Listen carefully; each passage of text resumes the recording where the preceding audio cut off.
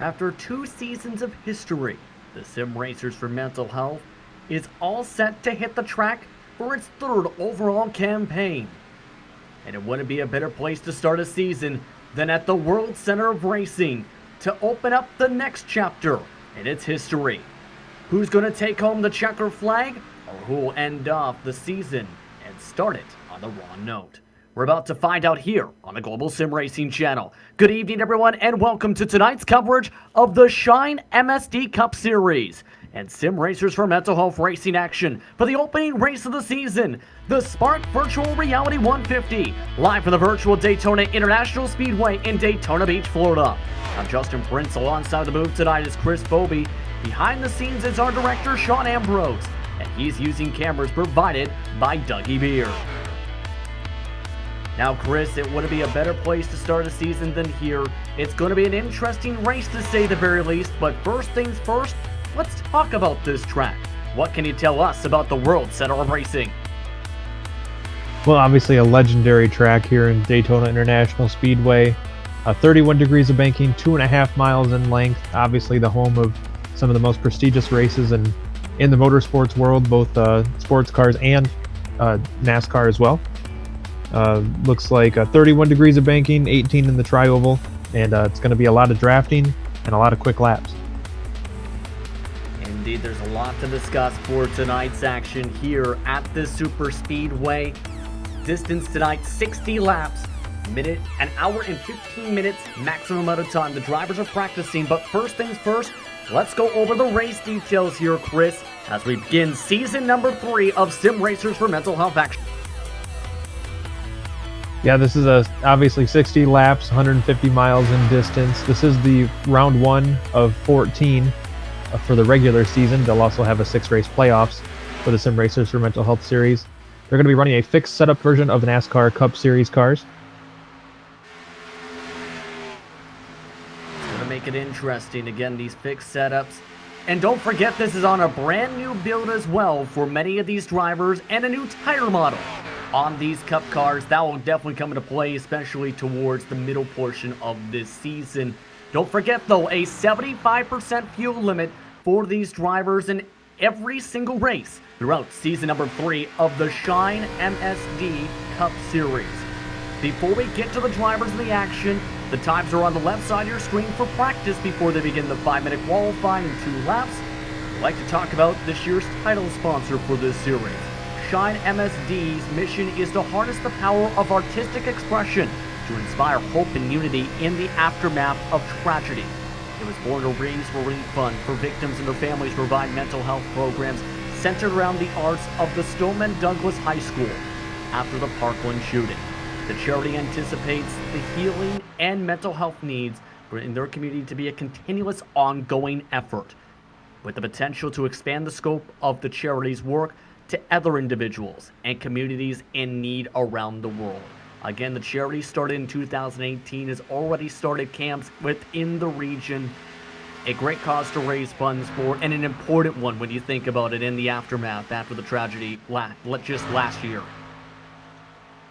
Yeah, this is a series that's based on a lot of great causes and a lot of great, hard to put it into words. Bill Kruzka and his crew here are people that really care about the well-being of the people around them. And it's really cool to see a series and sponsors that are based on so much looking out for people in a world where, in a sport really, where that's kind of a hush-hush topic. And they like to bring awareness to that, and many drivers have come out to their charity events and also like to compete in races such as this. They'll be raising funds for Shine MSD throughout the season. Follow on their Twitter at Sim Racers for Mental Health to keep an eye on how to donate to the cause. But tonight's action will see a stacked amount of drivers, a large field to say the very least for tonight. Already 34 drivers preparing for tonight's season opener. Many are familiar names, including the champion from last season in Blake Trawick. But we'll also see other drivers make themselves known tonight. Calvin Fawerski, someone, if you remember back to the olden days of the Global SimRacing Channel, to the middle of the decade. He's on the racetrack in the Mission 22 machine. Other drivers such as Chris Titus will make starts tonight. Aaron Smith II, also amongst the fastest drivers in practice. It's a strong group of veterans for this series tonight, Chris, in the field, and some newcomers who can make an impact throughout this entire campaign. Yeah, there's a lot of names that have been racing with this series that are in the field, maybe not towards the top of the charts yet, but could very well be there towards the end. You know, drivers like Tyler Fode, who hasn't put in a time yet. He's always one of the quickest drivers in this series as the checkered flag comes out on the session. These drivers will now get ready for qualifying. 5 minutes, 2 laps to set their fastest times for tonight's action. Let's quickly take a glance at the track conditions, if we can, for what these drivers will have to deal with. Should note again, this is a brand new build. One of the things that went under the radar was the track conditions. You can see the air temp 71 degrees, just 74 degrees the track temp, and a bit of wind to the northeast, a bit of low humidity, about just 49%. But as these drivers get ready for qualifying, there is something big to note here. The new tire model is on these cars. While it won't be as much of an impact on the super speedways, it will make it so drivers will have to keep an eye on tire heating when they come off the pit lane or when they're getting ready to start the race on the pace laps tonight. That's definitely going to be an interesting wrinkle to what these drivers know as far as how these cars handle in those situations. Yeah, it's going to be an interesting one. It's an ever-changing process, we should note, with the tire model. But the main things that have popped up, tire heating and basically adjusting to the feel of those said tires. Calvin Fawerski will be the first of the drivers you can see up on your screen to put in a qualifying lap, meanwhile, for tonight's action. As to be expected, the drivers staying against that wall on lap 1 of the qualifying attempt to build as much speed up as they can for the second lap to try and get as high as they can up in the field. Yeah, a lot of that's because of the restrictor plate style racing that we have at Daytona and Talladega in the Cup cars. You want to run your first lap as high up on the track as you can to build momentum, and then you're going to keep it right glued to that yellow line at the bottom of the track for your hot lap, because that's going to be the shortest distance to get back around. Well, technically it's tapered spacer racing at this point. Remember, this is with the package that was adjusted back in the springtime. And with that wicker bill up on the top, Fawerski, his first lap around was a 49.723. That is not the main thing. It's about how the second lap goes for these machines. Tyler Dixon also starting his second lap. And Dixon had a pretty decent campaign at his number 44 Ford Mustang last season. He's looking to build upon some momentum into season number 3 with the rest of the group. Taking a look at Titus now, for example, who is also getting ready on the racetrack as many others complete their first laps around this circuit, including John Burchard, who is a very decent driver, to say the very least, those who will follow along with the iRacing service. Taking a look at Fawerski now. Fawerski, as he comes around for the second lap, 49.120. That is a 10th off the pace of Alexander Koniak's last attempt. He is also a bit off of Tyler Dixon's recorded time at a 49 flat. So the pace is looking pretty decent in qualifying. Should note the difference between that and the draft. 3 seconds, Chris, for tonight. You know, I got to say, Alexander Koniak, one of my favorite drivers in all of iRacing, because every time he's on the air, it makes me want to take stock of my liquor cabinet. Meanwhile, up top of the board is Johnny Brugge. By 0.4 of a second. How in the world did Brugge do that in the Sportoon machine? So he is on top of the pylon after his second lap. Logan Brakey looks to break up the grid. Noah's actually slower on his second lap. That's a first. Yeah, I gotta wonder, Justin, exactly what Johnny Brugge did to chop that much time off. It's not typical for tracks like Daytona to see that big of a gap. Check that, just 0.3 off, but still was expecting a bigger, better gain Walker, he was one of these super speedway specialists last season, Chris. Your thoughts on him as we get ready for tonight's action? Definitely a driver that's shown a lot of strength on the bigger super speedway style tracks. It's really a whole different style of racing that you see on these tracks versus a lot of the other places these cars will go. And it's almost like an art form, really, when you watch it. So drivers that specialize in this form of racing definitely are thinking on a different level than some of the drivers that are maybe a little bit better all around, but they don't focus on the style of racing as much. 20 seconds until we head to the grid. Your quick thoughts before we take tonight's green flag. We have a pretty decent sized field and a lot of cars out there, and we're going to have a lot of tight quarters racing as well. I'm very interested to see how these drivers handle the adjustments to the new build here in iRacing, and even more so interested in seeing exactly how these guys play well with each other. Drivers have finished up their qualifying, 23 total put in laps. William Kruska will be amongst the drivers at the end of the longest line, but the drivers leading them at the front of the line for the green flag will be Johnny Brugge with a 48.696 by 0.2, make it 1/10 of a second on the pole. Blake Trawick at the edge of the qualifying session starts on the outside front row with a 48.722, 5/1000s in front of Wesley Fuller. Starting fourth is Joe in battle with Robert Dykemper in the 5th position. Jason Honchell starts in row number 3 in P6, Josh Walker in 7th. Jonathan Flower-Noyes, Twitch Machine, starts in 8th, with Alexander Cognac and Chris Heides rounding out the top 10 starting positions, Chris. Just outside of the top 10, you're going to see John Broussard starting 11th, followed by Bill Kruska, number 12 on the grid. Robert Kenny will be lucky number 13, followed by Tony Edmondson and Tyler Dixon. Aaron Smith, the second, will be 16th, followed by Calvin Filarski. Alan Wilson, Evan Rice, and Tad Becker completing your top 20. Last the qualifiers, Jamie Dobbs in the 91 machine starts in P21 alongside Logan Brakey in his Canadian 29 machine. Brad Cross is the last driver to record a qualifying time of 49.5. The rest of the drivers are via provisionals. Jake Sylvia in 24th position. John Poole starts 25th. Howard Fody, keep an eye on him. He starts 26th. Scott Ricard, 27th. Brendan Jackson in 28th. Rounding out the top 30, Mark Brannigan and Jody Banfield. I did get a note off air. It looks like Tyler Fody actually unable to compete in this event due to a suspension. So unfortunately, Tyler Fody, a driver that definitely could have been a threat to win, will not be joining us this evening. That's unfortunate for him as you look at the last spots. Stafford Marasco, Danny Banfield, Brent Jones, Jared Mogart, Jason Stewart round out the 36 entries tonight.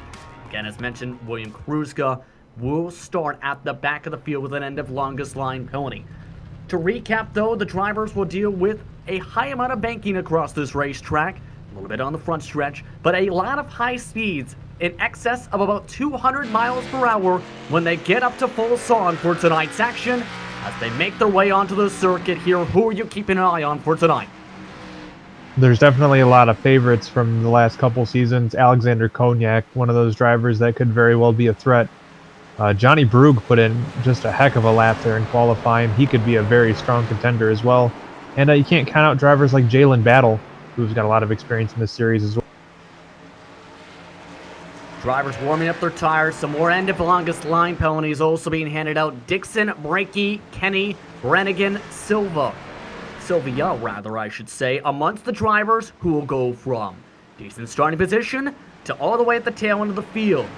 But keep an eye on strategy. Remember Jared Mogart in that 00 machine? He did not make the start, unfortunately for him, but we've seen last year, with the help of teammates, you could potentially sweep the entire top 5.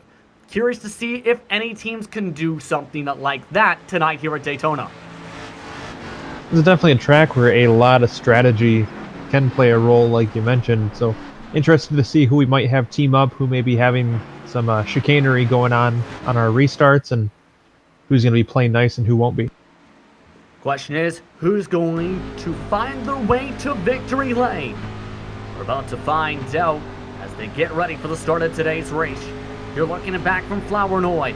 He starts in 8th position, but the man who will bring them to the green flag, Johnny Brugge, is on the gas. We're underway for the Shine MSD Cup Series from Daytona International Speedway.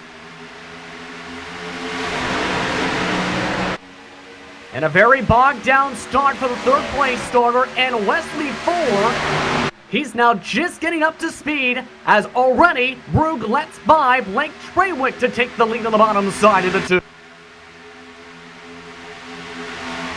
Looks like Johnny Brugge going to get a run back behind Traywick in the 56. He'll give him a shove down the back straightaway. Bit of a bump that time for the Ford machine. Outside line led by Jalen Battle. He's running in Jeff Gordon paint scheme as they're still too wide throughout the pack. Question is who's going to lead the first lap. That 56 machine, the Season 2 champion for sim racers for mental health. The Arca Coolers Ford Mustang leads lap number 1 of the season. Now, as this race progresses here, Chris, you can already see a lot of drivers jumping to the bottom side.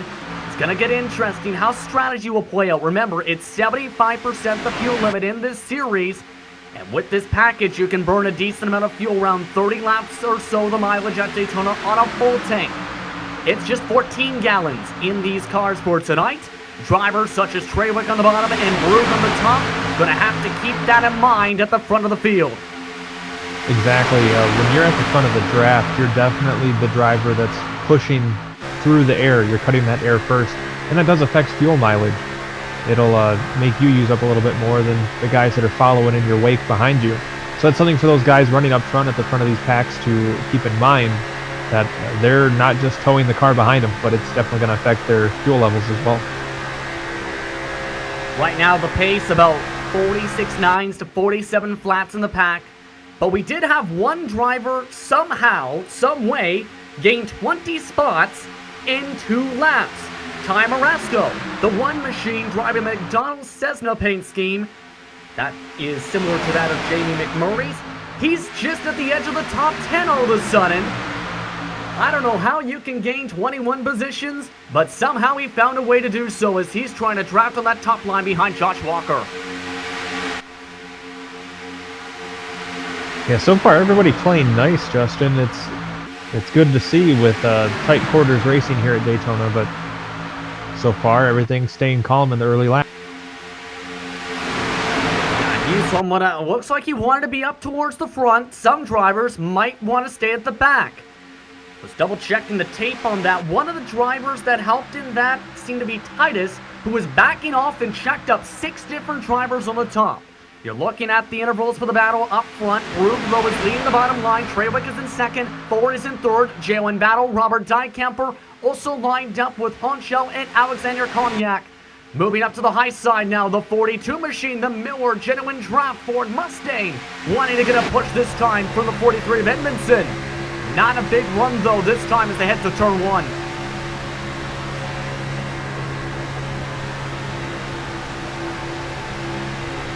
Yeah, so far that inside line seems to be the best way to go. I agree at this point, but here comes the run, though, that you can get on the top line. If you have enough cars, you can gain a big amount of difference in speed. 4 miles an hour faster, that top line. Cognac, though, has to check up as he goes in the corner. That amount of speed moved them from side by side with the end of that first pack just about for the bottom, all the way to side by side for 2nd position. Traywick on the bottom, the 42 of Cognac, as they spin in the grass. Caution flag is out. First time tonight, Aaron Smith the second involved. Jake Sylvia also involved in the 78 machine. 3 or more cars involved in the first yellow flag of the season. This started all the way back towards, if you look, to John Poole the third after he got a bad bump from that 78. That put him into the 2, sent a car in the grass, and nowhere to go for Aaron Smith the second, as you'll see on this GSRC replay, Chris. Definitely looks like a product of the racing we see here at Daytona. When you have drivers that close together and trying to share the same piece of real estate, you sometimes have incidences like. Let's take a look at this from Aaron Smith II's view as Calamity. and just nowhere for him to go as the 78 slid back up against the outside wall and got some front end damage in the process. So the first yellow flag already in this race, coming to lap 7 on the track, 54 laps to go in the opening race of the Shine MSD Cup Series season. Now, one thing to note here as these drivers make their way towards the pit lane and around this racetrack, if they elect to sell said pit, one of the main adjustments, Chris, they made with this Cup car for this new build is the front end damage, as well as a bit with the aero. The nose is much more sensitive to damage compared to before. Some drivers used to fear side damage, to be honest, more than front nose damage. Now, that front nose has been basically made a little bit more damage sensitive to try and keep it to where it is in real life. One thing that's really fun about the first races after they update the build is figuring out stuff like that, Justin. Because what we'll see here is drivers that have raced this type of racing, one style, for years now, are going to have to really readjust what they're doing. And in addition to that, they're going to have to kind of tiptoe around exactly how they want to figure out this, what I guess you could call a new style of racing as we have drivers head towards pit road. Or more so, new tires to race around, as is to be expected, drivers wanting to take fuel. Again, with the 75% limit, this stop could be very crucial for their strategies, especially to make sure they can try and go for, say, a 1 or a 2 stop situation. Some drivers did stay out. Jamie Dobbs is the only driver, along with William Kruzka, who did not hit in this sequence. Everybody else wants some more fuel. And how about this? Our leader, Johnny Brugge, unfortunately came into his pit stall, pulled a little bit too far forward, had to back up, and lost a lot of time. A couple more other drivers did stay out. Should note Stafford, Kenny, Brakey, Jason Honchell, though, the first driver out of the pit lane, he elected to just take fuel into his race car. So this is going to get interesting now with a bit of the strategy. Him and Evan Rice have jumped in front of Trey Wick and a bunch of others as the field is jumbled up with this caution flag's timing. Yeah, we're going to see a lot of jumbling in this one after the caution flag.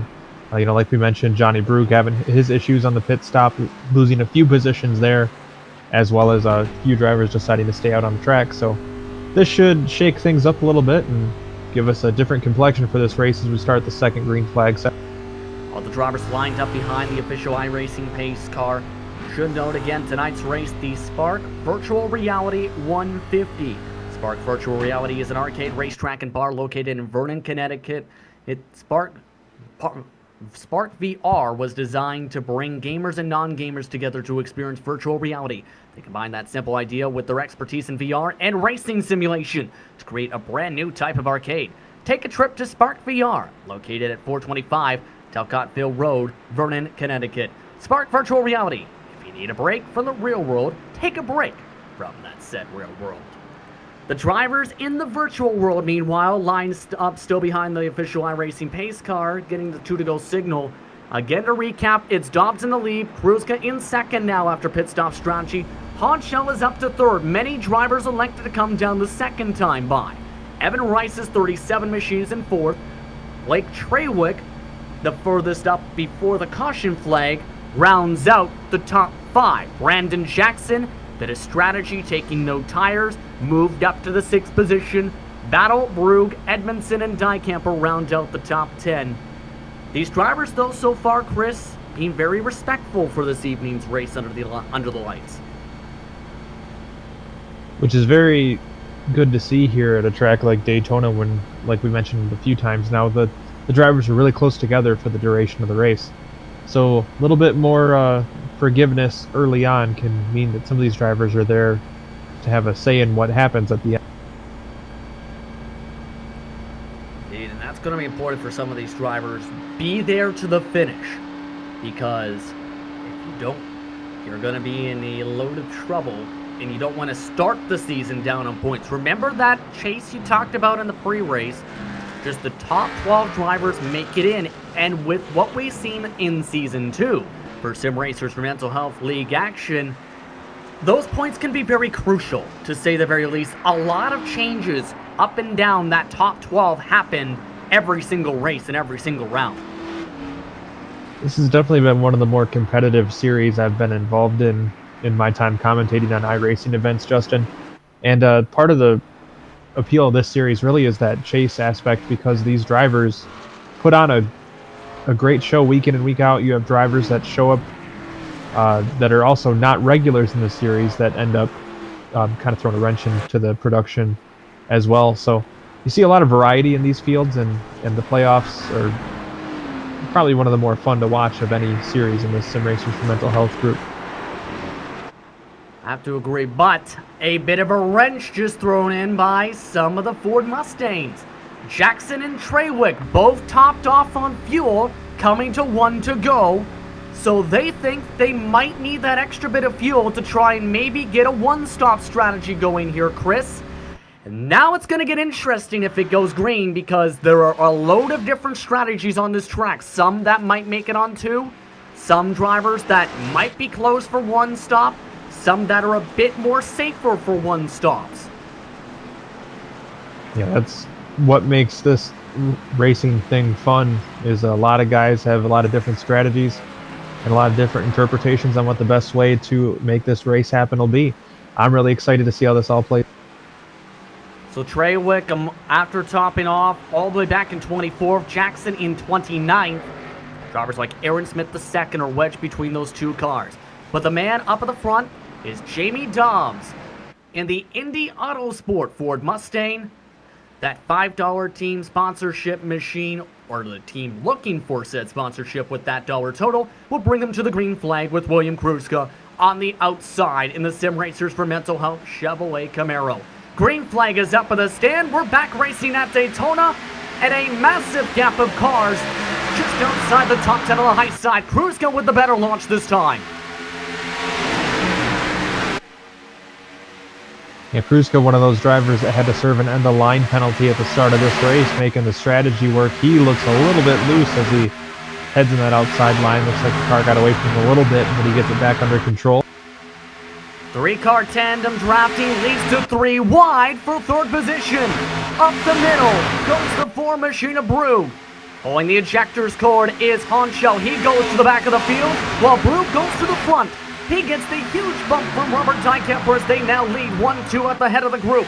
Kruska can't get down to the bottom. Dobbs tries to follow the draft to the top 2. And just like that, the number 4 of Johnny Brugge leads once more here at Daytona. 49 laps to go. Kruska, in the meantime, looks like my ex-wife in rush hour traffic's afraid to merge, as cars everywhere around him. And he is dropping like a rock there, unfortunately stuck in that outside line. Well, you don't want to make too sudden of a movement, right? Especially trying to get used to maybe the tires. But also, with this type of racing, you're so close to one another. And with this package, if you cut down in front of somebody, and if you get a major shot, there's a chance you'll get sent around. The 91, though, wants to go back up to the top side as he works with... Making their way back down this front stretch here as Chris, this is going to get interesting. We have a tandem draft, though, at the end of this lead group, we should note. Catching up to the back end of this in 15th and 16th, Titus pushes Brad Cross back into the lead pack. Well, meanwhile, a little more up towards the front, looks like Kruska just got hung out to dry in the third lane. And he's losing even more spots. Tough break for Kruska. He actually wants to pull to the back. He's telling drivers, pass on by. They're going for wide to try and get by him. So Kruska, not liking what he sees, elects to save some fuel at the end of the lead pack. Drops all the way from the top 5 to just inside the top 20. The rest of the outside line has sorted themselves once more. But Evan Rice is now helping Jamie Dobbs instead of Kruska for that battle for second position. Car spinning in the trial again. Caution flag is out. Cross among them. Second caution already from Daytona. And Kruska can sense something happening. I just don't know he thought it was going to be there. That was where Titus and Cross were. And that time Cross just doored Calvin Filarski from the bottom up to the middle line. as he drifted up the racetrack in the tri-oval to bring up the second caution. Let's see this on this GSRC replay, Chris, because this is an interesting one.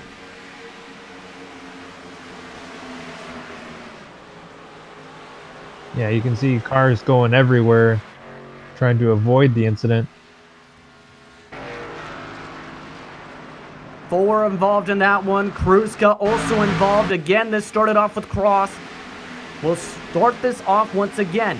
He drifted up into the 39, made door-to-door contact, and around went multiple drivers. Again, the bad thing is, though, in all of that, Wade Kruska, who is still trying to drop back, got sandwiched a bit in the safer barrier as you see this angle once more. I was going to comment on that. Really tough break for Kruska, who was trying to do exactly what he needed to do to avoid that kind of incident and drop towards the back of the field to try to find a safe spot. And unfortunately, his safe space ended up being shoved into the wall. I don't think people like that safe concrete play. Here's the look from Kruska as he went through all of this. We'll start this off on the exit of turn 4. He was at the back of the lead group just inside the draft of the 35 who went around. Sees the cars going around, most of them go to the bottom. He tries to cut up high. Instead, he gets a bit of damage, scrapes the wall. 4 also may have made a touch bit of contact there, just a bare bit with Kruska.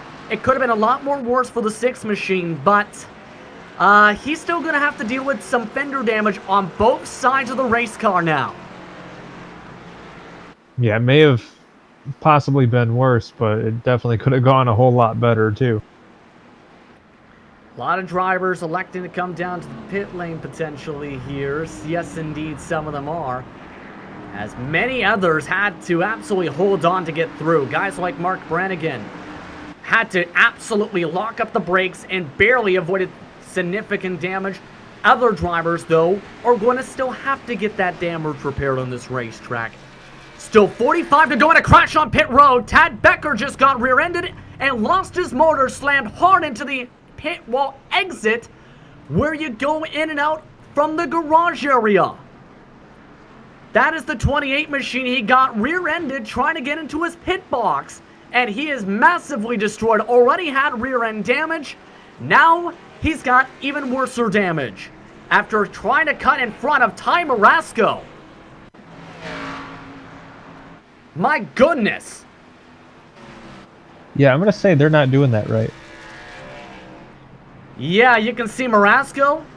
He has no idea a car's about to cut in front of him, trying to get into the pit stall, and there goes the 28 of Becker. His car, no longer a front end, still able to get on the track, but that damage is going to be a while to fix throughout this race, to say the least. Not only that, it is not going to be fun to drive in anything resembling that condition. Yeah, that's going to be down a lot of horsepower, potentially. Or lap speed, at the very least, Chris. These cars are kind of designed with the front bumper covers on them to be as swift as possible through the air. And when you take that cover off and it's just basically whatever's back behind it cutting through that air, you're basically driving a brick. Now, one thing to note, we mentioned the fuel mileage. Part of the reason some drivers might think I might be able to make it or top off in this situation, such as right now, for example, is, well, the fuel consumption was decreased. For those that don't not know, in some of the tracks with the 550 horsepower package, they actually added a couple more gallons to be able to make an extra 5 laps of fuel.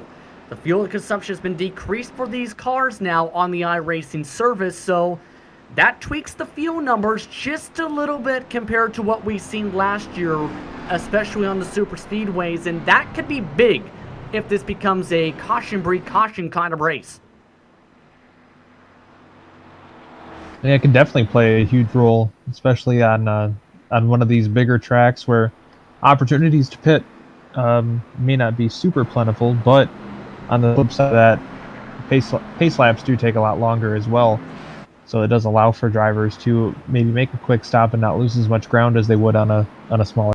But they also can shut off the engine, hold in the clutch, save fuel that way, even help with the temps. Many of these drivers actually doing that right now, such as Evan Rice in second, and Johnny Brugge, who is still in the lead here. And let's talk about Brugge for a second here, Chris. He's a man that has been around the league circuit for iRacing for a few years, is always a contender in whenever series he's a part of. He started up on the pole. He has been the man in control of the field a majority of this race so far, and he'll be the man in control of the field when we get back underway. Your thoughts on Brugge? Well, I can tell just from the first couple sessions here, he is a driver that's not afraid to make moves. He was the first one that last green flag run we had that really shoved the car right up the middle to make it 3 wide without any kind of stress, it looked like. And obviously it worked out for him as he is your leader right now. Evan Rice, though, plus 17, and part on strategy. He is starting on the outside of him in the 37 machine. And I'm curious what Rice can do, because that Tide Pods machine has been willing to help drivers. He's getting ready for the 1-to-go signal here. One thing to note, 16th on back, elected to top off for some extra fuel. Jackson, Ricard, Treywick, Cross, Jody Banfield, Chris Titus amongst those cars who elected to come down an extra time to the 1-to-go signal on the track. So again, the numbers are going to get interesting. Those drivers looking potentially comfortable, 75% to make the one-stopper from here. So the question's going to be, can we go green? And the question is, who will be able to keep their car clean? Again, Brugge in the lead. Rice in second, Edmondson, Dixon in battle. Round out your top 5, Chris. And they're saving fuel here on the bottom line already. Yeah, I've noticed that even under the last caution, there was a couple of drivers that were shutting them off and letting them coast a little bit. And that definitely, their fuel saving mode started really early in this. A lot of drivers yet to even catch up to the top line. About 10th on back, they're still saving up on the banking. So this might be an interesting restart if it stays spread out. As Brugge gets ready to bring them to the green flag, him and Edmondson have a car length and a half advantage to the man in 5th position in battle. Green flag is out, we're backing away from Daytona, and a couple cars with a horrendous start. Brugge with a good start. Rice tries to sidetrack his right rear corner panel, but Edmondson comes to give him a push. Backs off the push as they go back into turn 1.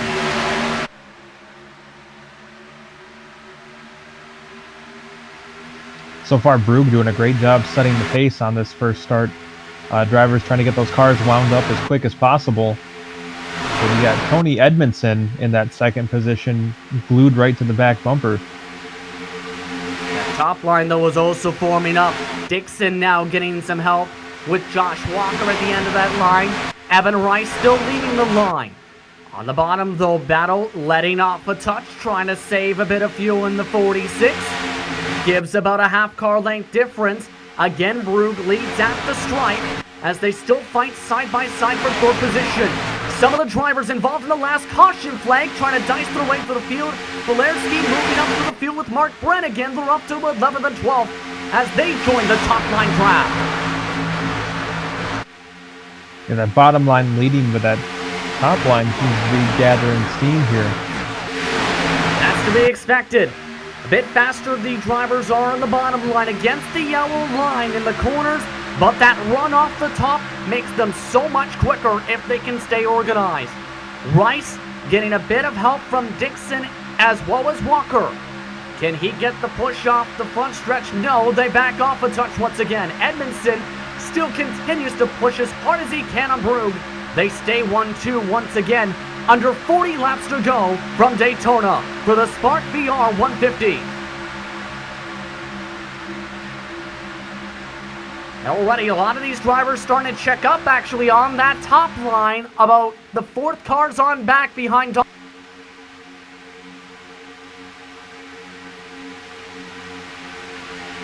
Drivers now going 3 wide down the back stretch. A bit of a technical glitch for Walker forces him out of the middle line. He's allowed back into the middle after cutting up to the top side just in case. But look who's moved up in this top 6 battle. John Burchard now getting a push. Battle moves up in front of Rice as they still continue to fight hard as the lead cars on that top line. Rice gives a push to Battle. Huge run heading into turn 1. Yeah, looks like Jalen Battle, who's been one of the top drivers in this series the last couple seasons, he's going to be right there in the mix. He's actually going to pull ahead as they head down the straightaway. Jalen Battle, can he cut to the bottom is the question. Unfortunately for him, Edmondson pushes the forward just a touch harder as Group and Edmondson get a huge shot heading into turn 3 and 4 in a huge run. Edmondson tries to come back up. Battle tries to come back for the attack as he drives by that Menard-sponsored 43. Group, though, again leads at the stripe. They got the perfect run. Battle and Rice, they just couldn't get it where they could clear the 4 to make the pass for the lead. It definitely was very close for Johnny Brugge there a couple times, but he's still able to maintain his top spot. But as they get another run built up, ooh, looks like Battle got a little bit loose there. He's able to keep it pointed in the right direction, but that is one of the risks that we haven't talked about yet, Justin. When we have these drivers bump drafting, sometimes these cars don't line up exactly right, and we can see something close to what we saw just there a moment ago, where they'll make contact and the driver being pushed might get a little bit squirrely. Even more so when you think about that pointed nose of the Chevy. But the man who gets a bonus point for leading a lap is Jalen Battle. He's up in front of the field. Still a 3-car tandem up on that top line. But to get back to the point of the bump drafting for these drivers on this top and throughout this field, you got to think about oil temps, trying to line up the bumpers as you noted, but also making sure you bump at the right places. If you bump, say, in the middle of a corner, disaster's going to strike. But if you can time it up for, say, off the corner exit, you can get a massive run.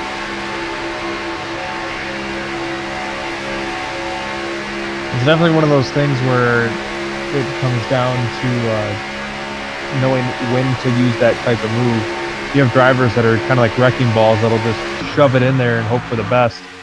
But then you also have drivers that are basically artists when it comes to this style of racing. And part of that art is really mastering that bump draft. As well as noting where you, say, have your grill tape set up with these fixed setups. But now, Battle, he's set up to go 1-2 with Rice. Huge run down the backstretch. Battle goes to the bottom, but Rice stays up top. Walker continues to help the 37 as Rice still has the faster run through 3 and 4. Just evening up on speed on the side draft. Rice, looking to lead his first lap of the race, will do so in the Tide Pod Chevrolet. Can he cut down to the bottom is the question? No. Battle just able to get a side draft back on the left for a quarter panel. Yeah, it looks like Battle allowed himself to get quite a bit clear of the leader when he came down. And unfortunately, being that far clear kind of broke the draft up a little bit, allowed the 37 to get a run and lead the lap. It looks like Jalen Battle now fighting back on that inside. I think he may have expected, though, Chris, that Rice was going to follow him. Instead, Rice, he wants that top line. And he's got a man we've seen a lot of towards the end of some of the restrictor plate Flat Super Speedway races in Season 2. Josh Walker, him and his teammates had some big battles. Battle having a massive bobble. He got a huge shot out of the corner from Rue, was able to save it on the bottom. The second time the 46 was bobbled. Yeah, Jalen Battle has had a little bit of a battle trying to keep that car pointed straight with the drivers behind him, giving him all kinds of different little love taps around the speedway. Tad Becker goes against the wall and hits the wall, trying to let by the drivers. We stay green as Becker able to keep it away from everybody in his modified machine. So that could have been near disaster. Again, the Becker, remember, he crashed on the pit lane, let everybody by on the top side, while staying on the top side rather, and slammed the wall several times down the back stretch. That has allowed these drivers in the lead pack to still fight side by side, coming to 33 to go. Well, you have to admire his dedication to get out of the way.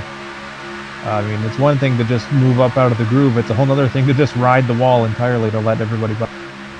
I don't think that was intentional, to say the least. There's a couple different more effective methods you can do for lap drivers or lap cars. We're about to see an R1 though, and Sylvia though, your opinions on where you want lap cars to be if you're, say, the leaders getting bump drafts such as Battle from Brew. Well, ideally, if there's a lap car and I'm the leader, I want them to be in the line of whoever's trying to challenge me for the position. But I think on restrictor plate racing, the polite thing to do is to get up high, as high as you can on the track without getting into the wall and causing a caution. But get up high out of the way and let the leaders do their thing, and then jump back in when you can. That brings up the counterpoint, though, for some drivers that elect to stay on the yellow line. We might see that, say, if we get green flag pit stops and the pack breaks up. That's a method drivers use to try and fight for, say, to stay on the lead lap or the lucky dog. This fight, though, sees Evan Rice get a bit of a run, can't clear by the 46. But, yeah. That might be something we see later on as well. Drivers trying to stay, maybe if there are a couple of cars deep in a pack on the roam behind the leaders, to try and go against the yellow line to try and get the lucky dog spot or stay on the lead lap. That's a very fair point. That lower line can definitely throw a wrench in the operations for whoever the lead lap cars are, and it can really prolong your ability to stay on the lead lap or at least in a position where you can fight for a lucky dog type position. Again, we'll have to wait and see. These drivers already approaching 30 laps to go on a full tank. This would be the green light. But again, this is 14 gallons in the tanks in the Shine MSD Cup Series, meaning shoulder fuel mileage. With the decreased fuel consumption for these Cup cars, the exact total, we'll have to wait and see. But the green light for drivers to come down is quickly approaching here at Daytona, as Evan Rice and Jalen Battle still fight side by side with the front. Rice got the lead lap by 3/1000 of a second that time by. Seems Rice and Walker committed to helping one another. Robert Dykamper also committed to trying to follow them and see who can find a way forward.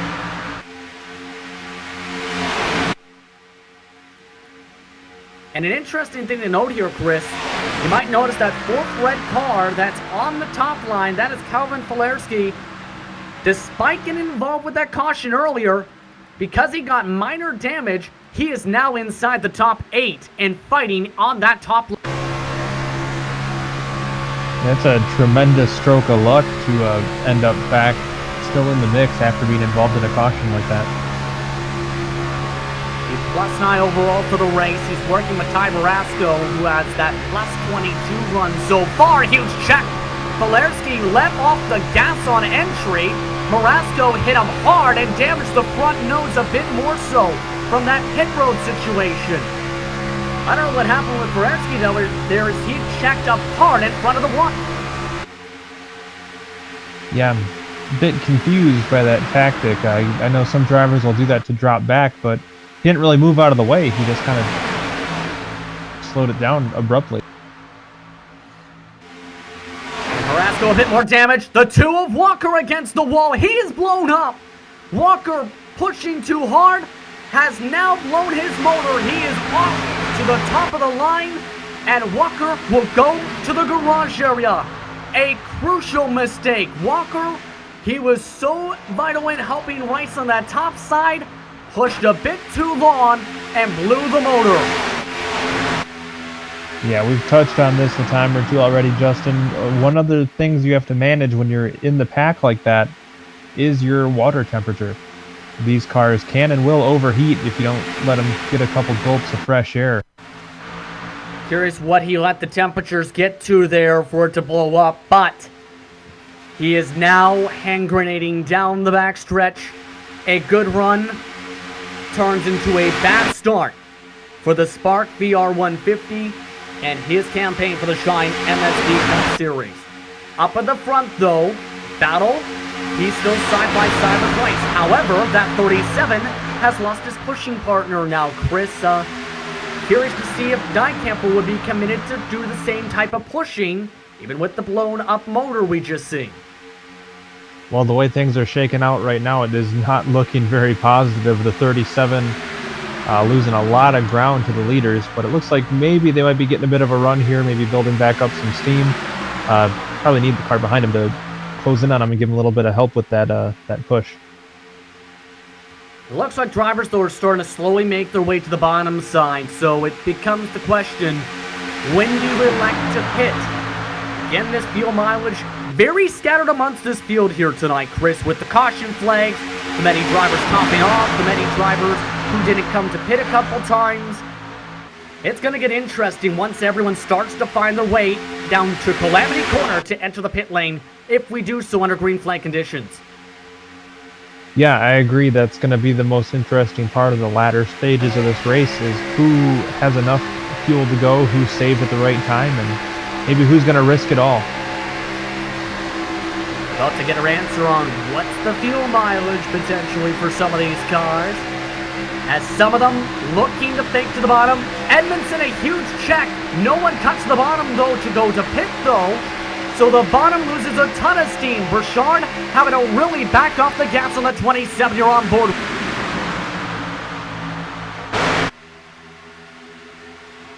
And it looks like some of these drivers might be trying to go to epic fuel-saving mode to make sure they can get to the finish here. Especially the ones who do not top off or did not come down under the second caution. I gotta agree with you there, Justin. I think a lot of these drivers, with the way the early stage of this race went, did not anticipate a green flag run quite like this. And it looks like the drivers this time elect to pit. They might have wanted to go last time, but things were too dicey. Brugge, Edmondson, Dixon, Brannigan, Smith II, and Brent Jones all come down this time by. The rest of the leaders stay out at least this time around the circuit. So the pit stop window is open with 24 laps to go here, Chris. We're going to see a lot of people coming in on these next couple laps, I believe, Justin. Maybe some of the guys that maybe waited a little bit, or I got that backwards, that didn't wait the last couple cautions and just tried to get in there. One driver on the apron, Dicamper, clips the yellow line, able to save it as he makes his way towards Calamity Corner. Him, Rice, and a few others will duck down. Just a couple cars this group. Dicamper outbreaks Rice into the yellow cone. Jackson and 4 also join them. So just a 4-car group here.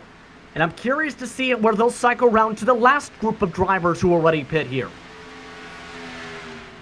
One thing you got to wonder, too, is with Jalen Battle losing his drafting partners there for a bit, is it potentially going to cost him more time to stay out there on an island, so to speak, versus pitting with another large group of cars?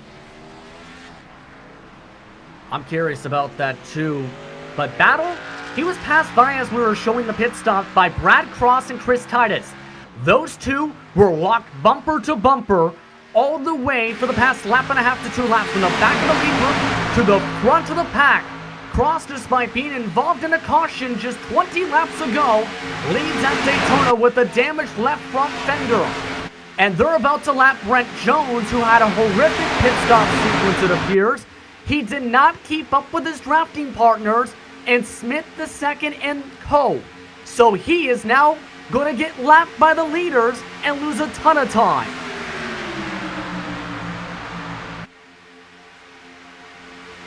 That is a disaster sequence if you're Jones, who went down with that first pit stop group and now is going to be way behind them on the track as Titus and co come in this time. Just 2 drivers pit. Him and Cross committed to win another of the teammates pit this time. The maxed out Sim Racing Network driver.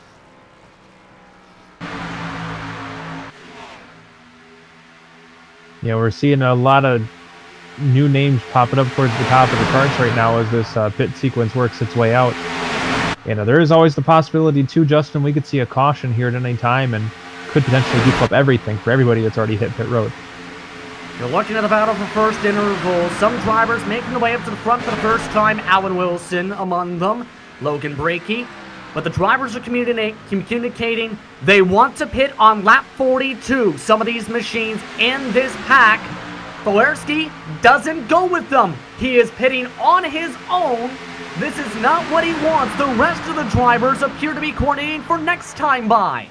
This lap, though, led by Wilson III. He started back in 18th in that 83 machine. But Fawerski taking the long drive to his stall on his own, Chris. Not great for him.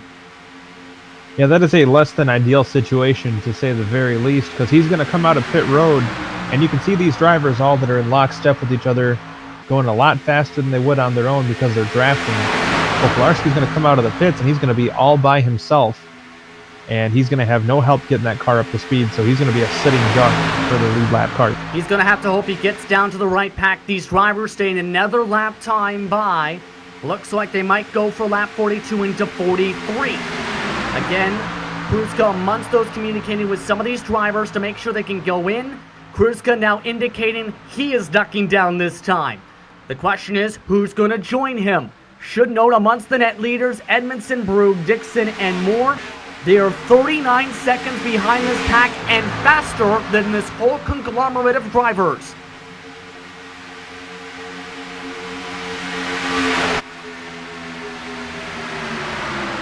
Cars getting ready to come around. We'll see who ducks down to the lane. Battle, Broussard, Dobbs, and the one machine on the bottom. 3 of those 4 ain't named. Duck down. Treywick is in. Kruzka in. Poole the third. Scott Ricard also ducked down this time. While drivers are nearly hitting each other trying to find their pit stalls. The one machine, that time of Ty Marasco, nearly made contact with a couple drivers as you follow along with Battle as he ducks in for his scheduled stop.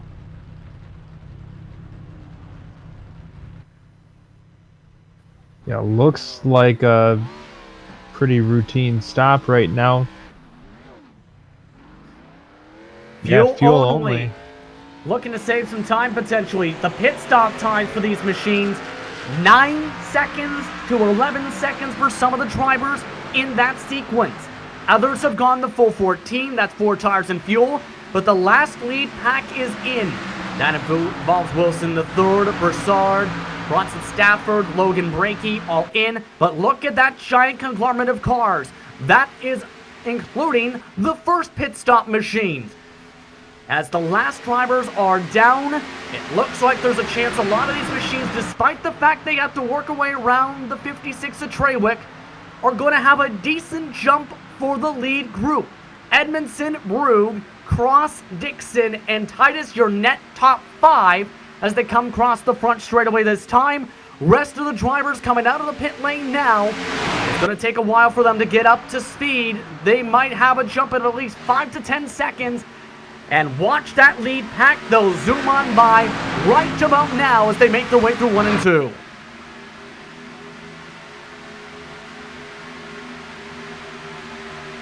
And now it becomes the question, Chris, will the drivers who made the earliest pit stops, despite the fact, of course, when you do so, you can have the chance for the biggest jump, have enough fuel to make it to the checker flag?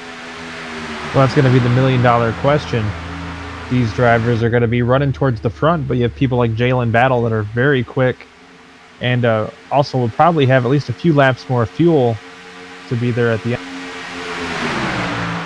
And keep an eye out, though, too, despite the fact that there's just 10 cars in this league group, a second pack is already quickly formed. John Broussard just picked up a bit of that draft.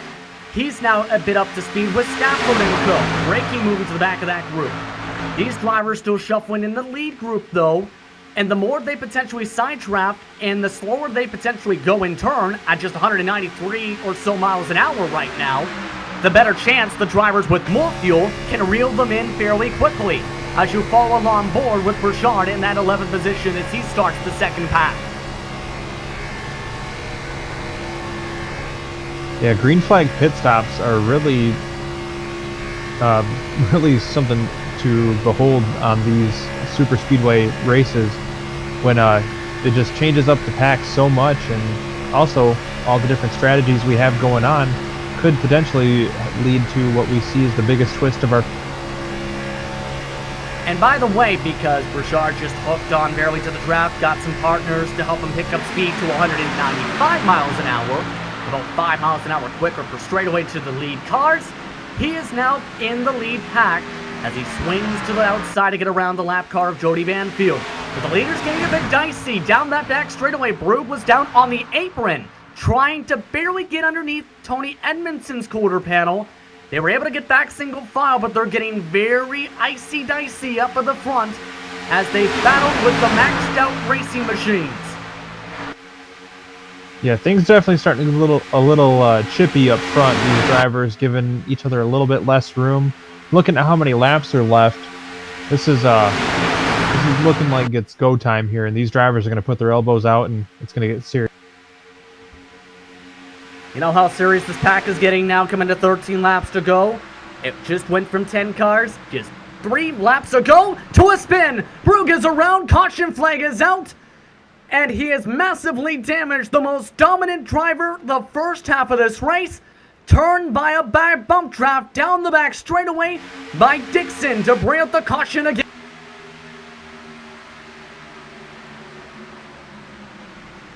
Yeah, unfortunately, 2 drivers looks like they may not have been quite in lockstep trying to draft, and unfortunately the 4 car goes around. And see if we can take a look at this, maybe even from Dixon's point of view, or better yet, Rice's point of view. He was just on the outside of this and barely avoided even more significant damage, potentially. Spun right in front of him, had to lock up the brakes excessively hard to make sure he didn't pulverize the front end. He doesn't have a scratch on his 37 machine. Looking now, Blake Trawick. He had to take to the grass to avoid everything grid.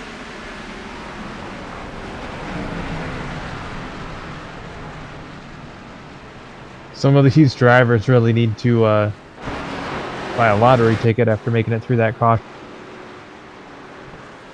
Some of them definitely. I think Rice might have gotten the jackpot, though, with how quick he was able to lock up the brakes and keep it without hitting the front nose and damaging the race car. But this caution, to say the cliche saying, changes everything, and then some. 12 to go behind the iRacing official pace car for the Spark Virtual Reality 150, and everybody is bunched up. Everyone who had a rough start or a pit stop, they're in the conversation now.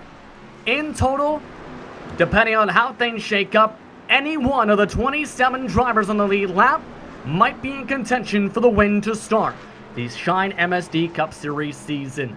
We'll take a very quick break here on the Global SimRacing Channel.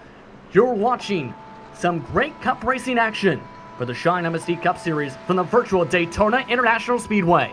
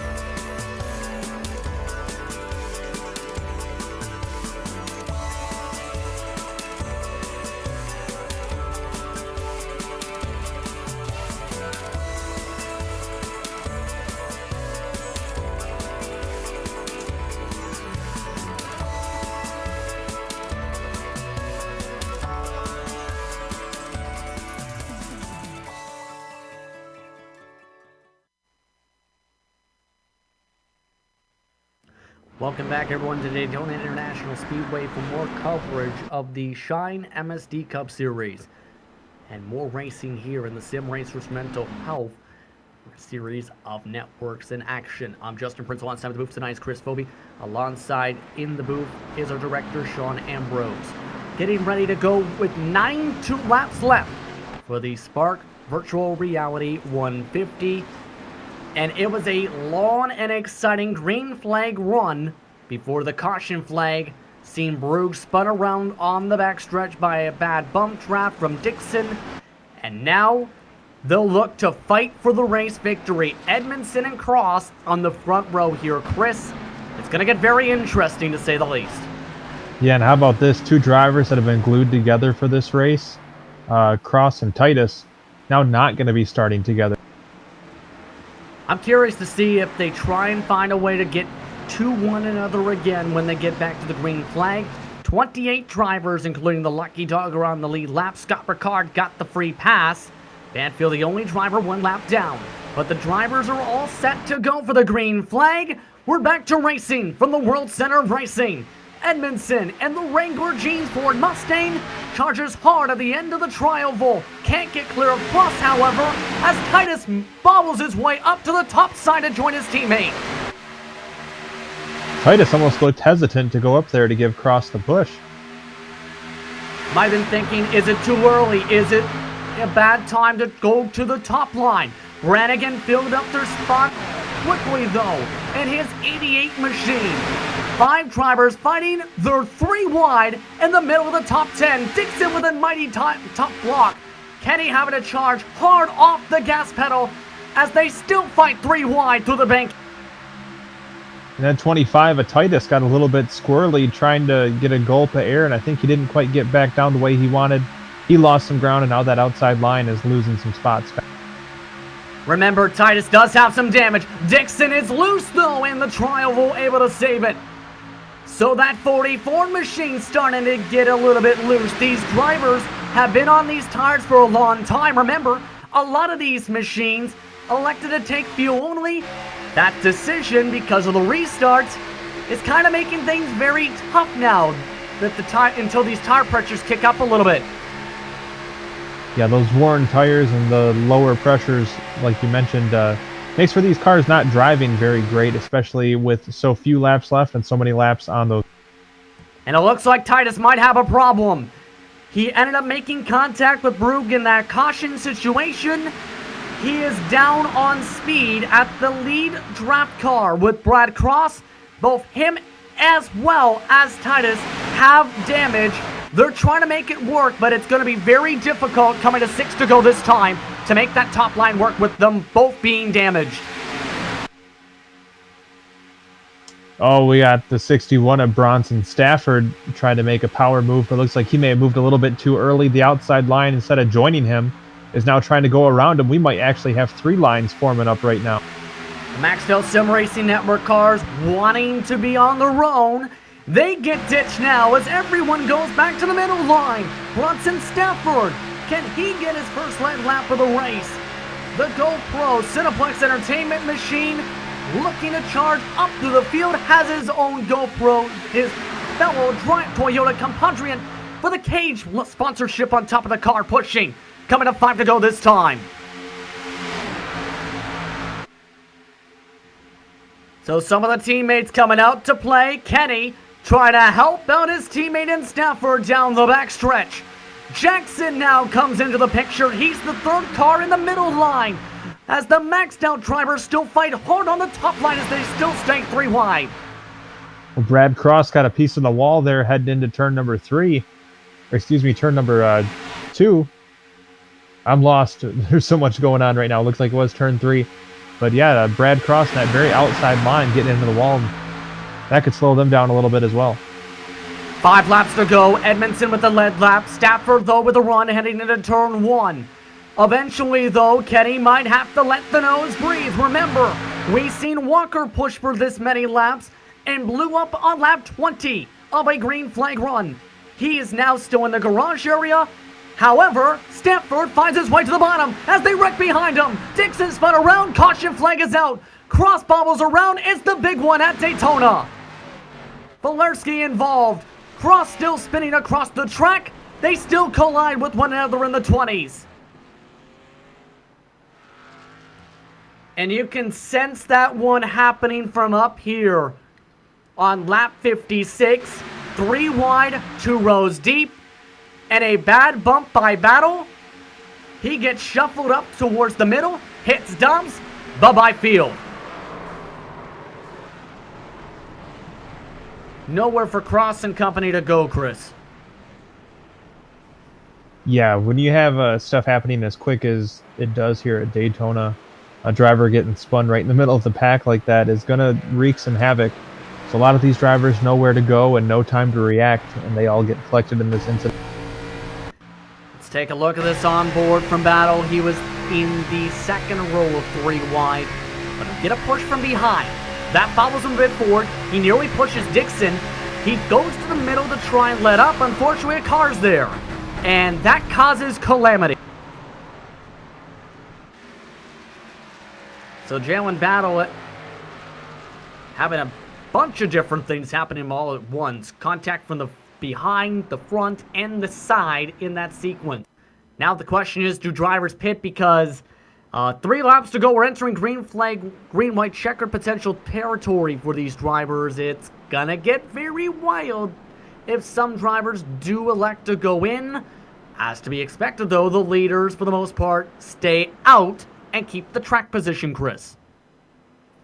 Yeah, at this point, unless you're on fumes and you know it, really, I think the best effort is to just stick with it, and what you have is what. Brad Cross amongst the first of the drivers that came down the pit lane. Lucky dogs getting waved around. Becker and Cognac will get a lap back each. There will be 2 and 32 laps down respectively. But again, there are still 28 drivers on the lead lap. Banfield, Jody Banfield specifically, 1 lap down, 29th. The only drivers off the track technically are Stort, Mogard, and Fody. None of those drivers tonight, though, made the start. They'll be down a bit of points, to say the least, as the drivers continue to sort themselves out here. And your thoughts as we get ready for what could be one of the final, if not the final, restart of the night. Well, this has been a great example of super speedway racing here this evening, and I think with one more shot at it, I think these drivers can show us something. Now that we have Stafford up in the front and his teammate in Kenny up to second spot, who are you keeping an eye on, though, once we get back to racing? Because there are a lot of drivers who have spent the day in the back of the field that are now up at the front. You've got guys like Edmondson, who will be starting in the second row and looking to take the win after leading many of the second half laps after green flag stops.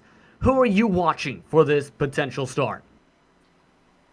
Well, Edmondson has been one of the top competitors all day, but you don't know who's been hiding what they had until this point in the race.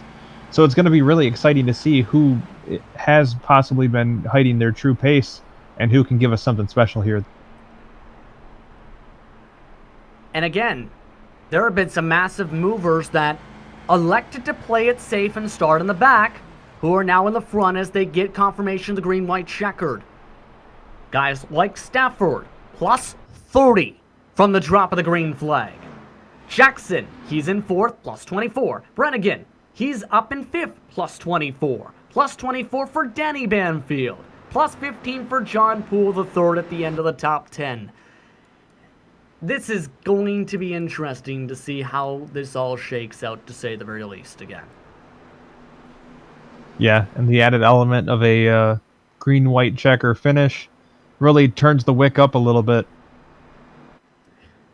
Should note there are 3 attempts for tonight's action for the Shine MSD Cup Series in terms of green-white-checkered attempts.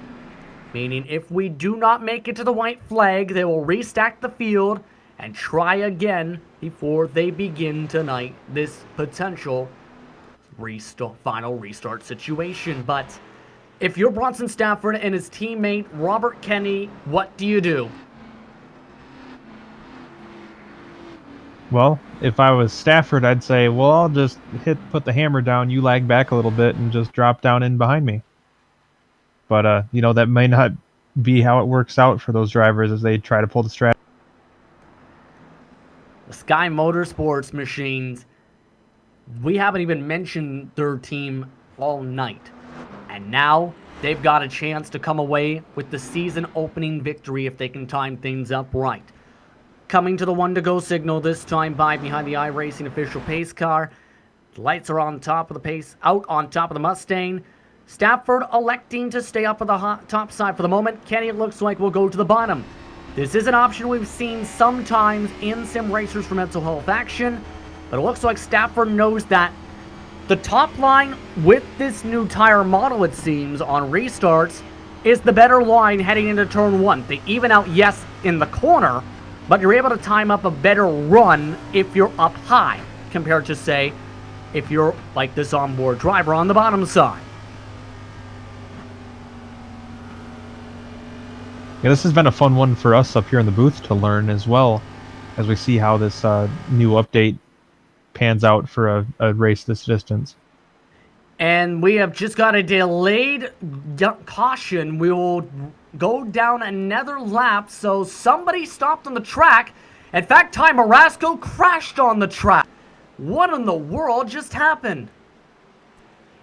He was on his own in 22nd on the bottom of the track, and then it looked like the motor gave out and he hooked hard right.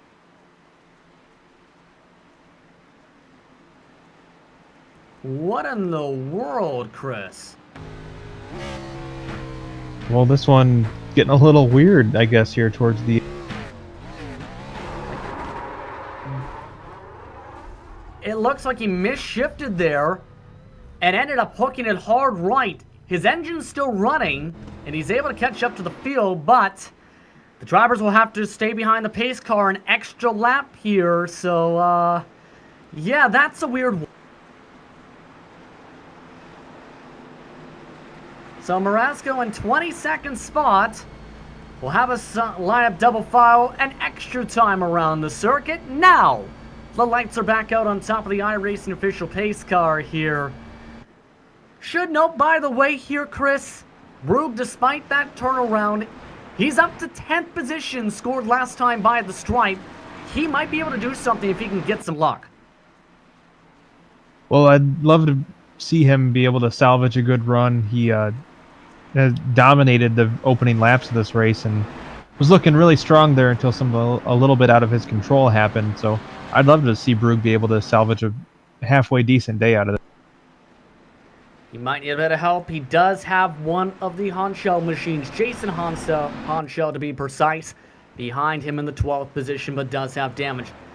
But the drivers are all set to go as they line up double file.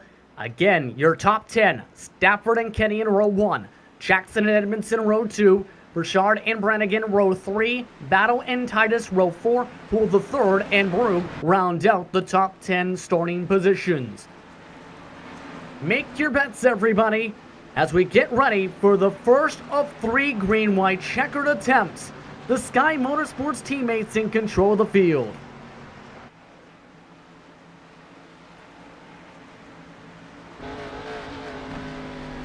Once again, Stafford up on the top side. Take a look at the 88 machine quietly inside the top 5 in Brannigan. But who will take home the trophy? Pace car is off. Stafford in control of the field. We're back racing at Daytona. And a lot of squirrely cars. One set off in the grass. It's one of the Banfields. Able to keep it off the pit lane is Danny Banfield. We stay great as they find it at turn 1. Stafford able to get to the bottom. They crash behind as they get ready for an air green-white-checkered. Amongst them is Honchell in the green 649 machine. And that will bundle us up again. That time, 3 wide action leads to a wreck. I mean, really, that started right at the restart. Robert Kenny not able to get going for whatever reason and jammed up the field behind him, and I think everyone just kind of backed up in response, and that's where we ended. And a lot of drivers are asking what happened there. Again, you see here, Poncho doesn't realize a car is making it 3 wide. On the outside of him was Dijkemper, and around he goes, collects at least 3-4 other machines in the process. Before this back under yellow flag conditions, here's another look. There's that door check in front, and then Dijkemper tries to stay up on the wall. Fortunately, the spotter doesn't get to Honcho quick enough as they collide.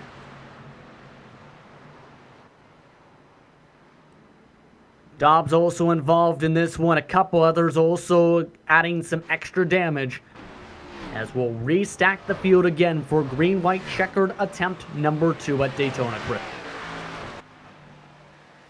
Yep, we knew it was going to be dicey. Didn't think it'd get quite that bad, but thankfully that's why we have multiple attempts at it.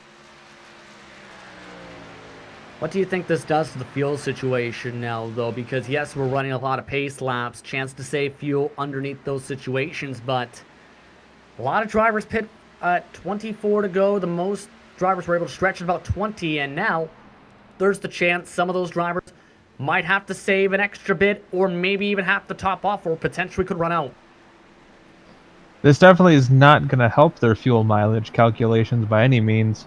We already had an extra lap added on to that last caution, and now this this second green-white-checker attempt is going to extend it out even farther. So I wouldn't be surprised if we see some guys forced to duck down pit road, or even potentially some guys run out of gas on our next restart. Now we're actually seeing some of the drivers really slow down, in fact. Edmondson letting some cars by and trying to coast. One is on the apron. Just at the edge of that shot, you'll see John Poole III, that red and white 36 Nintendo Switch car. He and a couple others are staying low. The Lucky Dog is having to cut to the bottom side, and Jake Sylvia to make sure he doesn't hit some of the drivers saving fuel all the way on the apron. But again, we're back under the caution flag. 64 total laps recorded on the racetrack here on the Global SimRacing Channel. Now taking a listen to Poole, you can hear him shut the motor off. Take a quick listen.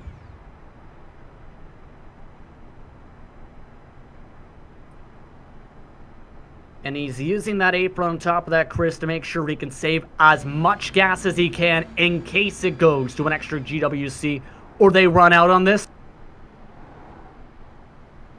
Yeah, I mean, you really do need to take every opportunity you can. If you think it's going to be close, then you got to do what you got to do. I think it's going to make it absolutely potentially wild here. We did see some of the drivers get some damage repaired and even just blatantly just top off to make sure they can try and finish if they were at the back of the field about 14-15 on back.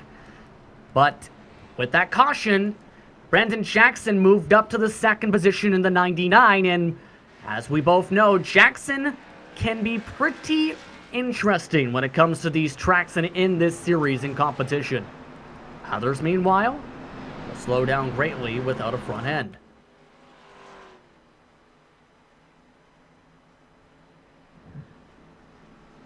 Now that we're getting ready for second GWC, your thoughts? Well, we already saw things get a little bit dicey on that last restart. You know, one driver that wasn't able to get the car going and that checked up the whole field and led to a caution. So I think especially with gas being an issue, this could be definitely be a cautions breed cautions type of incident. Some of these drivers, I think, are hoping, please don't have that be the case, Chris. Please, oh please. But at this point, these cars are all set to go for the most part. 2 laps to go on the pace car at the moment for the second of 3 green-white-checkered attempts. Let's quickly recap the top 10. Stafford started in the back in 31st position. Is your leader. Jackson, Kenny, Burchard rounds out the top 4. Edmondson in 5th position. He led some laps after the green flag pit stops. Jalen Battles up to 6th after his incident before. Brannigan's up to 7th. Poole to 3rd and 8th. Titus and Brugge round out your top 10 starting positions for the second GWC. But everyone continues to shut off the engines. No one ducking down for the splash and go in this scenario because it's go time. 1 to go on the pace car for the second GWC. And after seeing what happened with the stack up and some of the tire spin with the colder tire pressures, with the pace laps, as well as the top line coming in a little bit, your expectations for GWC number 2? Close your eyes and hope for the best. Any positive expectations? I think it's going to be a pretty competitive finish, and I think maybe somebody that we're looking at towards the top of the screen may not be somebody we see cross the line first. And something to note, we haven't really talked about this at all. There is an hour and 15-minute limit, Chris, to this series. We just hit that limit just now.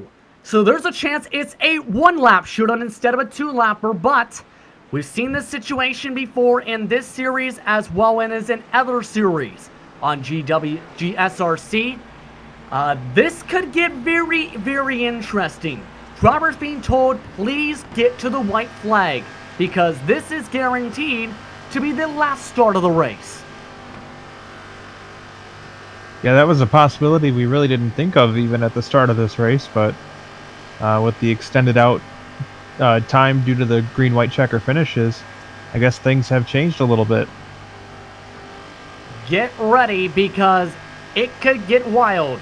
Second GWC for the Spark Virtual Reality 150.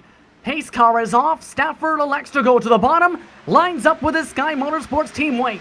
They're back on the gas pedals once more. A cleaner start this time, as the top 5 get a phenomenal launch off the green.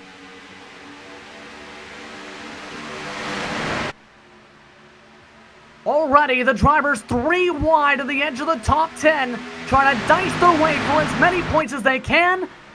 While Jackson gets ditched on the bottom side, the top 3, Broussard, Kenny, and Stafford, line up in a row. Coming to the white flag this time by. If they get to it, the race is official. Unfortunately, a track this long, there's still a long way for these drivers to play nice before we get to the white flag. Things are getting really dicey with Mark Brannigan in the 88 and Brandon Jackson in the 99 there for a second. Now Jackson back to the outside line as we get to the white flag. 1 lap to go. Race is official for the Spark Virtual Reality 150, who will start the season off with a bang with a victory. Stafford still lined up with Kenny. Kenny looking to work with them. Broussard looking to defend.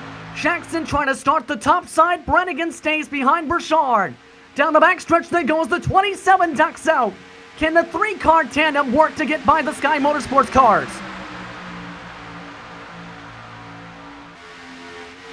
Through turns 3 and 4, aggressive side draft contact. Broussard goes around. A second big one at Daytona as they crash out of turn 4. It is Bronson Stafford who will win the opening race of the Shine MSD Cup Series.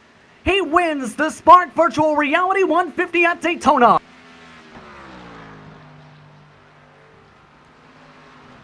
Well, just plain speechless, I think both of us are here, Chris. We'll see if we can take a look, because Treywick gets to second and all of the mess behind him. Cross to third, Breaky to fourth, and Rice to fifth, as the big one developed with the aggressive side drafting and bumping through turns 3 and 4, Chris. Break this down. yeah, you had drivers that were fighting very hard for position. You'll see right there the 27 ducked down and touched doors with the car to his inside. And unfortunately that upset the car and everyone kind of scrambled behind him. Another look, Jackson, you've seen him bumping. Just gets a bit of that lip that's right where the Ford logo is on those Mustangs, and collects 15 plus cars, some of them riding the safer barrier, and a lot of the drivers who put themselves in position for great points instead finish in the back end of the top 20. But the man who conquered them all in the end, who started all the way back in P31, is the man who parks in victory lane. Bronson Stafford wins it for Sky Motorsports to start the 3rd season of Sim Racers for Mental Health Racing Action. Let's go to a break. When we come back, post-race coverage will get underway from the World Center of Racing. You're watching the Global SimRacing Channel and the Shine MSD Cup Series.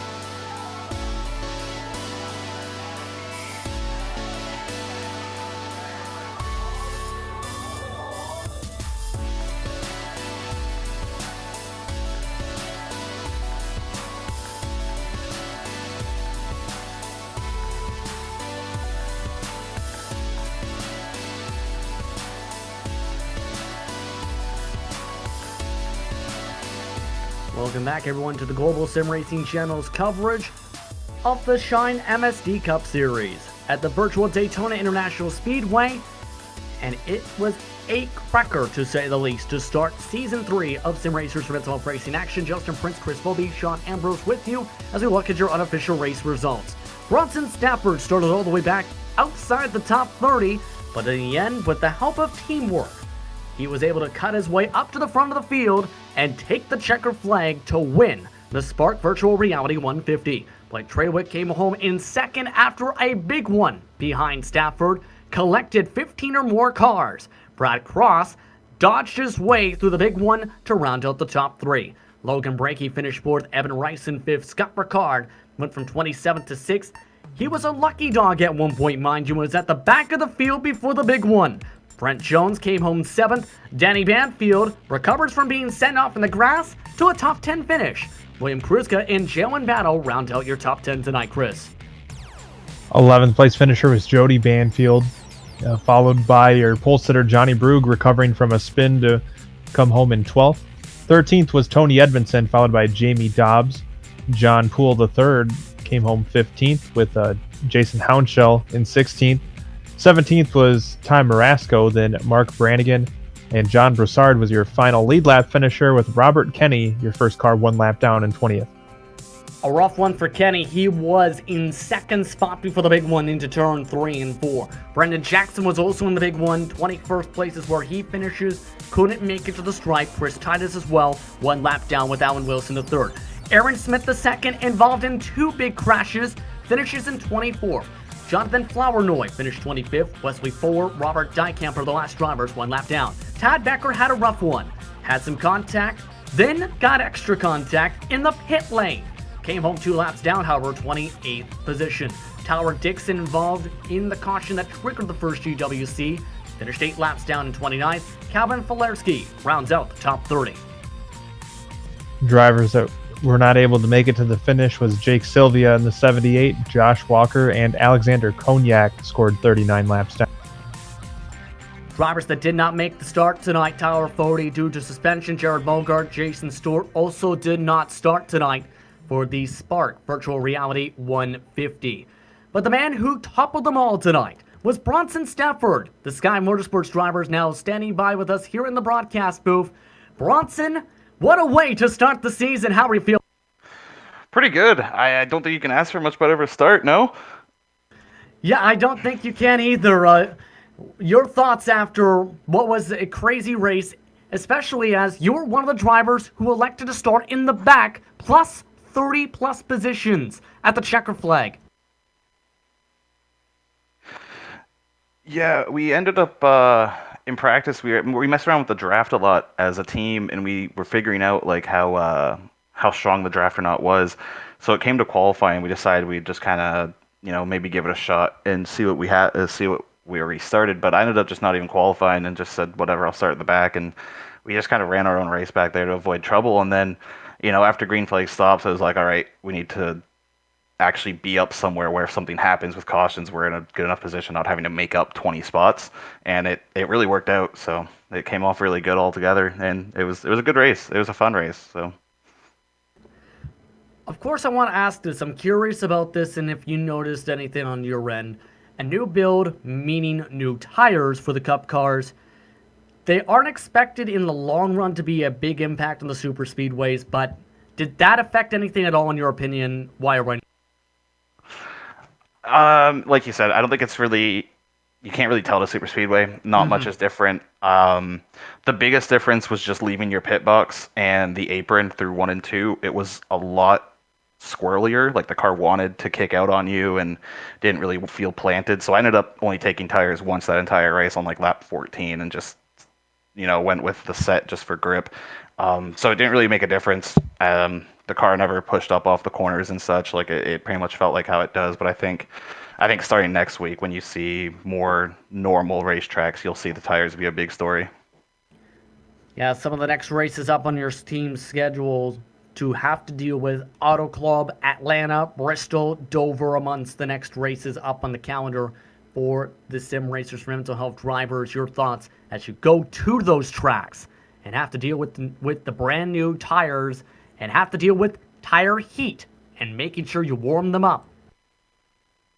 Yeah, I'm a big fan of pretty much all those tracks, really. Auto Club, Bristol, Atlanta, they're all really, really fun tracks. I've always been a bit better than most guys on saving my tires and trying to long run pace and just kind of keep the car and like the tires in check. But I haven't really done much with this new tire model, so I might do some things this week just to maybe get a good feel of it, maybe here and there. But overall, I think it's going to be a big game changer, and I think you'll probably see some different guys even from last season, like some different guys up front, maybe that have a good feel of the tire model until everyone gets used to it.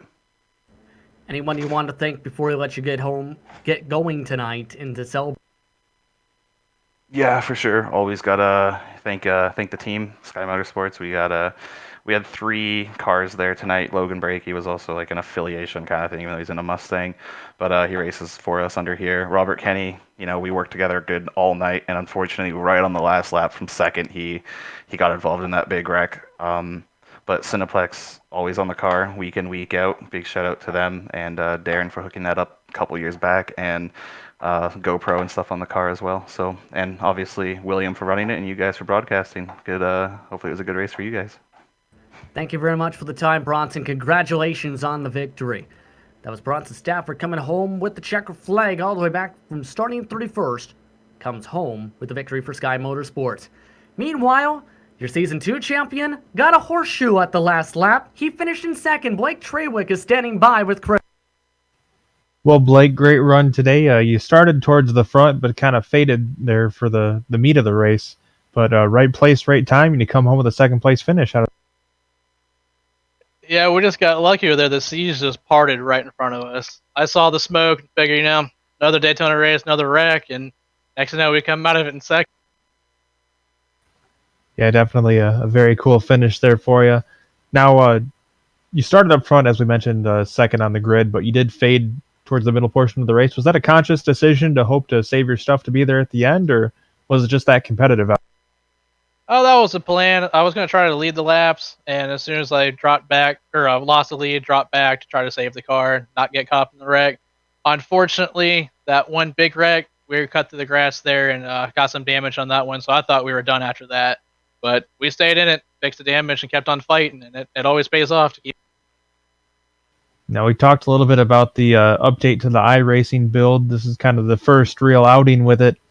How do you think that's going to affect not just your race today, but how you think it's going to affect things going forward this? I think it's gonna be pretty big in the tire model. I've done some national car races with it. It's a little bit different, but I think it's gonna be big for the cup cars here. It's gonna pay off for those who like to save their equipment and come on into the later in the run, and those who burn up their tires quicker. So it'll make tire strategies pretty big, I think. So I'm looking forward to it this season. All right, Blake, and who do you want to thank that helped to make this run possible for you? I gotta put Splash and Go out there for the awesome cars they paint for me, and I'm gonna put that to this lucky car here because I've got nothing but luck with this car. So All right, well, congratulations on a solid run there, Blake. Justin, did you have anything for? No, but I think we have some questions for a man who got home third tonight. And Brad Cross, he was working with his teammate a lot this evening. And despite the battered bruises on his Toyota Camry, I think he still is going to be fairly happy with the points day. Brad, how are you feeling after tonight? Well, I'm telling you, that was a wild one, wasn't it? Yeah, it definitely was a wild one. Basically, talk us through your race from your perspective because it looked like you were hooked up a lot of times with your maxed out team. Yeah, we had a game plan from the beginning. Me, Titus, and Walker. We're all three going to try to get on the line and just ride. And we were kind of separated at first, so Walker was kind of more toward the front of the field for the beginning of the race there. So me and Titus, we just kind of rode and did our own thing, just hung out the back. Well, we decided, it was like, okay, let's see if we can get up through here. And sure enough, we started coming through the field, and it just seemed like I was a magnet for just about everybody. And I think I was in just about every wreck, whether I just got caught up in somebody else's mess, or there was one about the middle where me and another guy kind of came together on the front straightaway there, just a racing deal. But other than that, it seemed like I was either having to go left, go right, or slam on the brakes, do something. But I'm telling you, I thought I was out there toward the end of the race. So the very, very last caution, or no, I'm sorry, the next to last one, I got some pretty good damage, and I sat in the pits for almost 2 minutes and barely beat the pace car out and stayed on the lead lap. And I figured, maybe like a 15th place, something, just to get out of here and go on to the next week. And we got to the white flag, and just about the whole field wadded it up there in 3 and 4. And I just thought, what would Cole Trickle do? So I just put it to the floor and kept driving, and somehow came out third. The Days of Thunder strategy sometimes can work. It sounded like it did for you. You mentioned next week. Your thoughts heading into the second race of the season? I'm ready for it. We're focusing a little more on our asphalt stuff. Like most of us, which I mean, our other teammate that's having to sit out a couple races, Mogard, he's more asphalt than all of us. But 9 out of 10 of us, I'd say we're all mainly dirt guys, and we're all focusing more on the asphalt side of things now, and getting ready and trying to get ready for this full season and anything else we might can come up with. So I'm definitely looking forward to it. I ran all the races I could here last season. I got in a little late, but it's definitely a good league, very competitive group of guys, and I'm looking forward to it. Anyone you want to thank before I let you get back to your team to prepare for next week?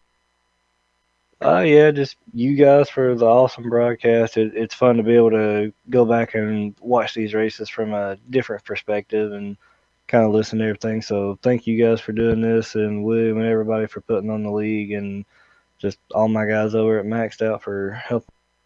Congratulations on the top 3 tonight.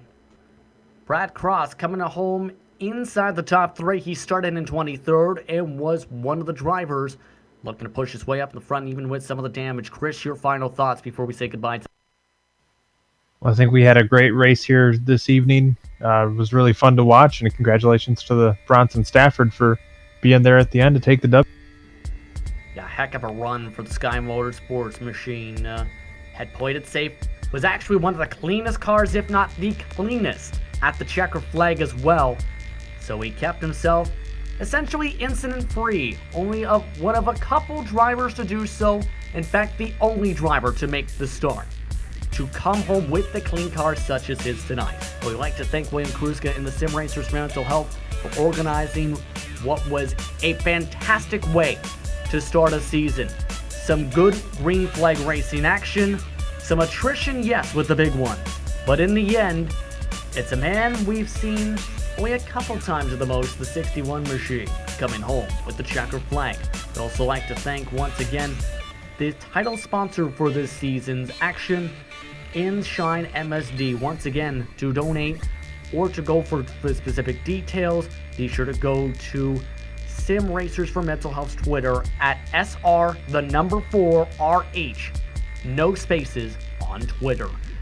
Also, thanks to the title sponsor for tonight's race in Spark Virtual Reality.